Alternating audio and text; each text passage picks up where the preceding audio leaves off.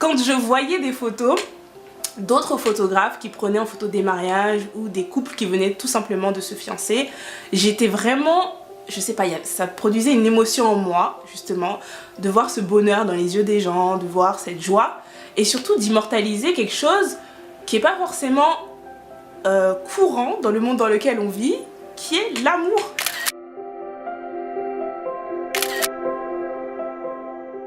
J'ai commencé la photo en 2009. Mais vraiment en tant qu'amatrice, c'est-à-dire que j'allais prendre mes copines en photo, je prenais des fleurs, des monuments, tout ce que je trouvais joli en fait, je le prenais en photo. Il n'y avait pas vraiment d'envie de me professionnaliser dans la photographie, j'étais vraiment juste une passionnée. Je prenais tout ce que je voyais, je le prenais, tout ce que je trouvais joli, je le prenais en photo. En 2011, j'ai commencé à avoir une passion pour la photographie de mariage. En fait, j'aimais voir les photos de mariage sur internet, j'aimais voir des photos de gens qui s'aimaient, qui partageaient leur amour et ça m'a passionnée tout simplement. Si je devais définir la photographie en une phrase, ce serait garder en mémoire des émotions. Parce que pour moi, la photographie, c'est quelque chose à la base qui est figé. Sauf que ce qu'on prend en photo est vivant. Donc c'est vraiment essayer de pouvoir retranscrire à travers la photographie ce que tu as devant tes yeux. Le moment, l'émotion que la personne est en train de vivre sur un moment T.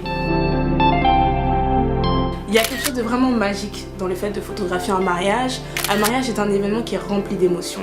On a toutes sortes d'émotions. On a les pleurs, on a la joie, on a le stress, il y a vraiment de tout. Et du coup, quoi de mieux qu'un mariage pour photographier et capturer justement une émotion. Si je n'ai pas d'émotion dans mes photos, je me sens frustrée, je me sens pas bien, je me dis que j'ai pas fait mon travail correctement. Parce que le but, c'est que je veux que la personne qui regarde mes photos ressente quelque chose. Et pour ressentir quelque chose, il faut déjà que la photo soit émotive. Si j'avais un seul conseil à donner, c'est vraiment de prendre plaisir, de toujours rester passionné par ça. C'est la seule chose qui va faire qu'une personne va aller jusqu'au bout et va persévérer dans cet art-là.